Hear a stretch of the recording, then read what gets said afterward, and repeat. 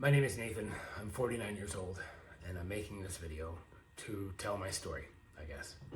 For the last 3 years or so, I've been working as a stagehand here in Utah, doing concerts, trade shows, things like that, as a profession. I've recently developed a pretty nasty hernia that kind of put the brakes on that shit.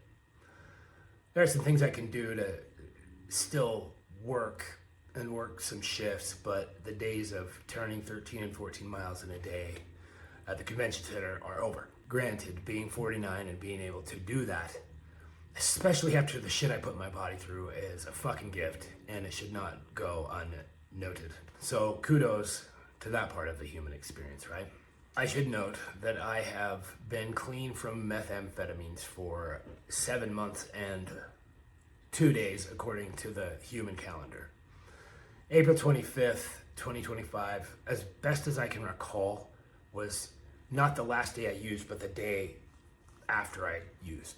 It was the day I decided I wasn't going to do it anymore, at least for the 18th, 27th time. At the time, I didn't know that something was different. I didn't have the capacity to know. That drug is something of a succubus. It's very enticing, especially after you taste it. But the further you go, the more you do. The obvious things happen. But more than that, it creates the illusion of having connection where there is none. And when one decides to clean up and they spend a lot of time alone,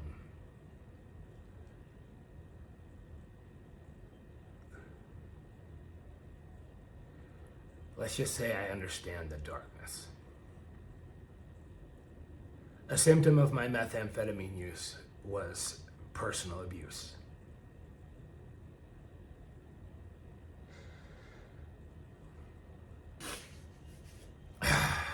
When you're doing this work, you're gonna come up against that shit. I used to hurt myself pretty good. Some of the marks and shit on my face are the scars. And I spent a lot of time yo-yoing between despair and wanting to die and completely out of my mind positive, back and forth.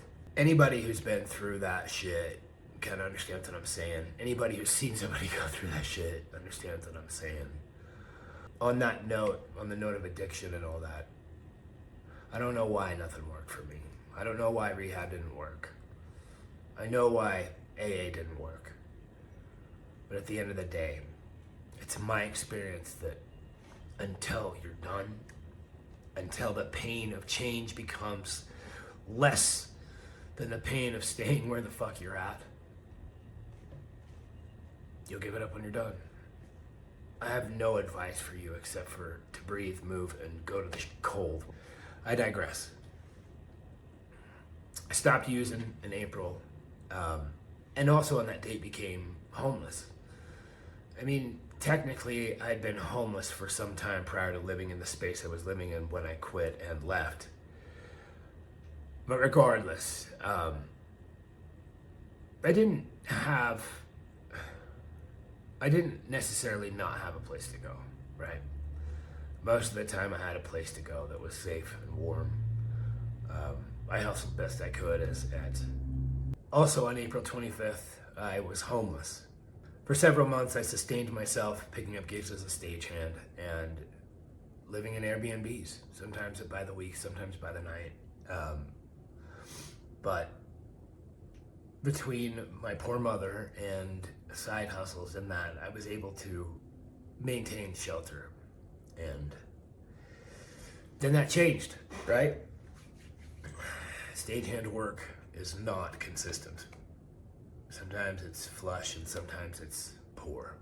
Somewhere around the 20th of June, I was in an Airbnb and it was so comfortable and I was feeling safe and I was really looking forward to getting some rest because I've been working hard. And about 2:30 in the morning, I woke up and it was 85 degrees in the room.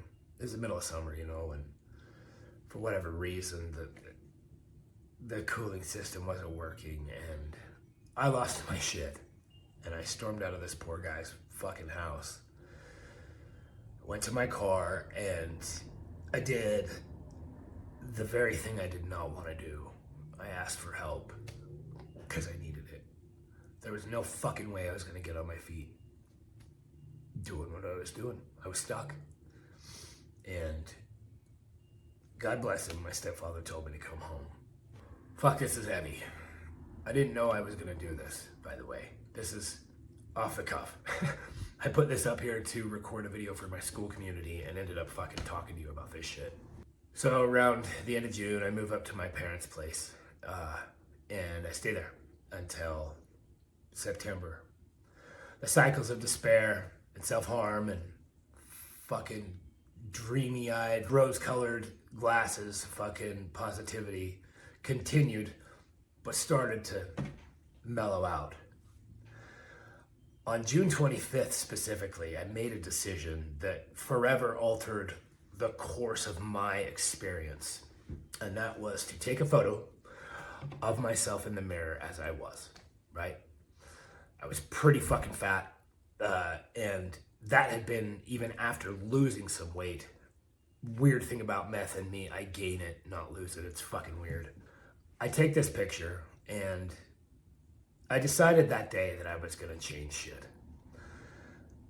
I dabble in meditation, I dabbled in exercise. I'd even done a bunch of cold exposure and cold shower stuff, but none of them consistently.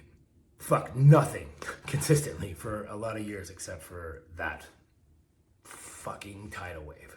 It's around the same time I started dabbling with social media, doing some posting, AI even, and I committed myself to doing something different. I didn't know it, but these three things that I started doing became the foundation of why I have a place to live and make this video right now. I decided to lean into meditation, which started more with coherent breathing. I decided to get my ass in shape. Taking the picture changed shit. Seeing it, looking at it without judgment, looking at it with compassion and love and even appreciation in a fucking weird way. I started exercising. I started breathing, and I started taking a cold shower every day. I started to practice doing things I didn't want to do, including not being a fucking asshole on the freeway with other drivers. Of course I'm the best driver in the world. So are you, and so is everybody fucking else. But I could be a real fucking dick. And I started to change that behavior. Another thing that changed dramatically on that date was the decision to stop eating processed foods. That's pretty fucking tough because processed food is everywhere. And as a recovering fat guy, I was a sugar junkie as much as I was a meth head. Like, sugar is a drug. It's a drug, and we are fucking chock full of it. And to me, as delicious as it is, it's a poison, and that's the end of it. And then about 45 days of deciding to get my shit together and practice these things, I leaned into it pretty hard. I stopped eating processed food altogether. No fucking munchies or nothing like that, even though I am a active cannabis user and patient. I practiced fasting, sometimes intermittently, and even just the other day I finished about 42 hours of nothing but water and coffee. And I made my food at home. I didn't eat out.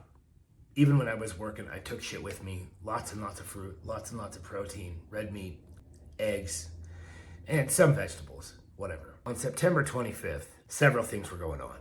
I was running up against the deadline to get the fuck out of my parents' house and get on my own. Work was intermittent. My car is starting to show the signs of running back and forth from where I was living to where I was working every day, which totaled about a 2.5 to 3 hour commute. And the truth is, I didn't have a lot of hope for maintaining a place to live, let alone debts. And I didn't have a lot of hope for maintaining that lifestyle, period. Truth be told, I didn't really think I was going to be able to afford a place to live.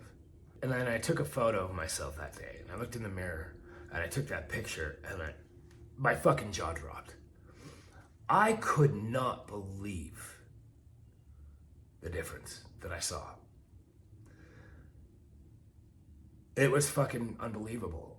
And I was fucking proud of it. And it was right then that I decided to start doing this. Putting myself out there, 100% authentic, seeing if I can help some people, and work from my home, where I like to be, where I'm close to nature, and where I can stay grounded. Now remember, all of that was not what I have right now and what I'm doing. It was still very much a pipe dream. But when I took that photo and I saw it and I posted the difference, I posted the before and after on the interwebs, and it didn't affect me. I wasn't ashamed of my body. I was proud of myself. This is fucking important because that's not how I lived my life, okay?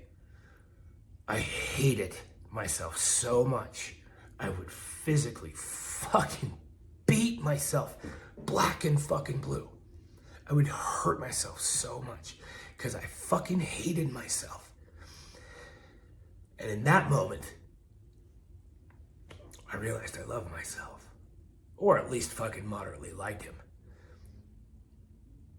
And I decided that I wasn't gonna look back. Look back from what? I was no longer gonna be afraid. I was no longer going to worry. I was no longer going to stress. Keep in mind, 40 years of that shit, it takes a while to unwind. But I'm here to tell you, this is October 27th, just over a month later, and I simply don't exist the same way that I did a month ago, let alone 7. So there I am, I put myself out there, I'm feeling good and I'm proud of myself, and I decided right then and there that I was gonna live the way I want to live. Now, what does that mean? It means that I have a deep spiritual practice and connection, and I leaned into having faith in that. It's just important to know that I kind of stopped giving a fuck and started having faith that everything's gonna work out. That's it. I just practice having faith. I don't know what else to do. If I stress, push, fight, try, I end up hurt. Hurt in here. Sometimes I'm here. But if I don't try, if I just gently aim myself in the direction that my heart wants to go, it allows me to stay in peace, relative peace. So I make the decision that that's what I'm gonna do. Practice working from home, whatever the fuck that meant. Gently let go of the idea that I gotta have this fucking job to live, and put myself out there.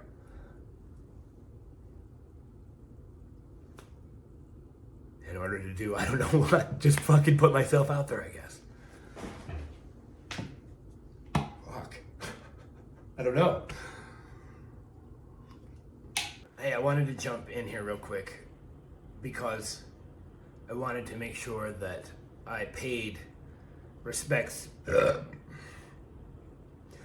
wanted to make sure that I paid respect where it's due. Without the help and the support of my now retired parents, I wouldn't be sitting here making this video. In fact, I have no fucking idea where I'd be, but it wouldn't be good. I had to ask for help. I had to ask for help. And frankly, I don't blame them for not wanting to give it to me, but they did. So I just want it to be known that I haven't gotten on my feet by myself. I had some help, and most notably it was them. I love you, Mom and Pop. Thank you.